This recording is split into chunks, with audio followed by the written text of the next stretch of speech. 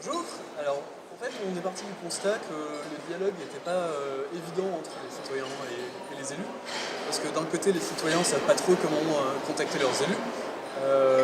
Parce que les horaires. Ah. Alors, je vais vous présenter Popvox. Ça marche.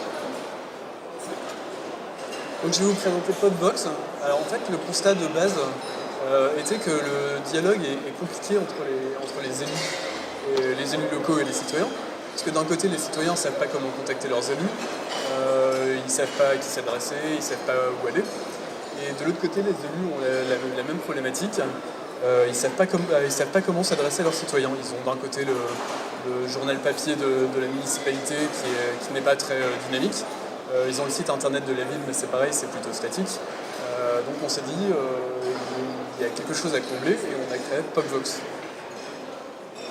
Alors Popvox, en fait, c'est un réseau social. Donc, avec une même application que vous téléchargez sur votre smartphone ou sur un site internet.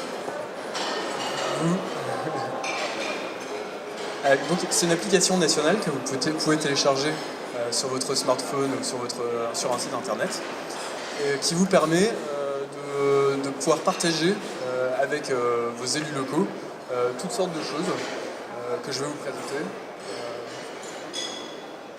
Alors par exemple, en tant que citoyen, vous pouvez remonter des idées qui vous permettent d'améliorer votre quartier. Donc, vous êtes citoyen, vous avez une idée, vous la partagez sur le réseau social. Cette idée est aussi partagée avec tous vos voisins qui peuvent à leur tour commenter l'idée, l'améliorer, rebondir, dire que c'est une bonne idée.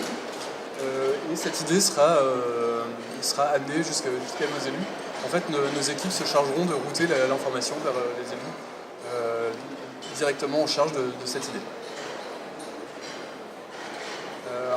Un autre exemple de choses qu'on peut échanger entre les collectivités et les citoyens, la collectivité peut sonder le citoyen sur une thématique particulière.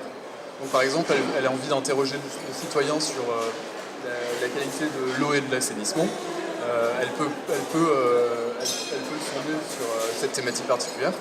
Et le citoyen peut dire moi, le goût de l'eau, je le trouve pas très bon, donc je vais mettre 3 étoiles.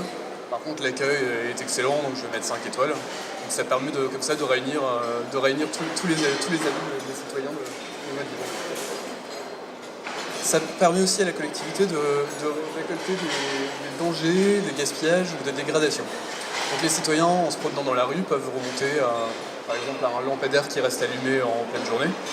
Ils sortent leur smartphone, ils lancent l'application, ils le prennent en photo. Et nous, on se débrouille pour remonter ça directement au service technique en charge de l'éclairage public. Ça permet aussi à la collectivité de sonder les citoyens sur tous les sujets de leur choix. Donc elle crée un sondage à la volée, donc une question, des réponses possibles.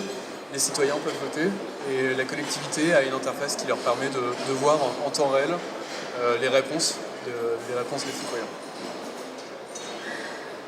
Alors ça permet aussi de pousser de l'actualité de manière totalement géolocalisée. Donc la collectivité choisit une actualité, une maille, donc elle peut dire cette actualité sera visible à l'échelle d'un bâtiment, à l'échelle d'un quartier, à l'échelle par exemple sur une place. Et les citoyens qui passeront sur cette place auront l'information, comme par exemple des travaux ou carrément des alertes. Dans ce cas-là, ils reçoivent une notification, ça peut être une alerte canicule, une alerte météo, ce genre de choses. Et enfin, la collectivité peut même faire participer le citoyen. Donc, elle crée un projet participatif et ça permet aux citoyens de s'inscrire directement sur l'application à l'événement.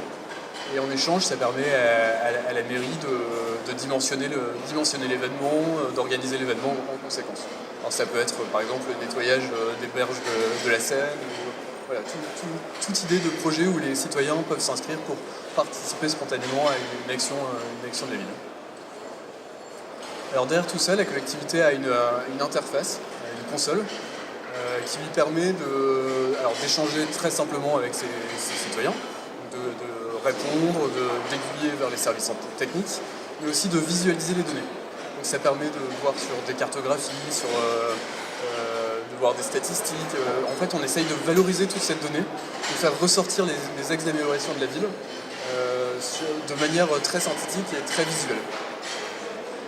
Alors maintenant, c'est Philippe Massé qui va vous faire un petit retour d'expérience sur nos premiers clients et où on en est de l'aventure Pumpbox.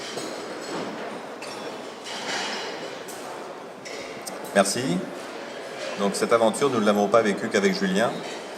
Et même s'ils ne sont pas là aujourd'hui, je voulais remercier les collectivités avec lesquelles on a travaillé depuis un an. Puisque finalement, dans ce que vous avez à peine vu, mais que vous verrez en venant sur notre stand C11, vous verrez qu'il y a à peu près la moitié des choses que l'on a mis en place qui proviennent d'échanges et d'idées qui émanent donc des collectivités locales avec lesquelles on a travaillé.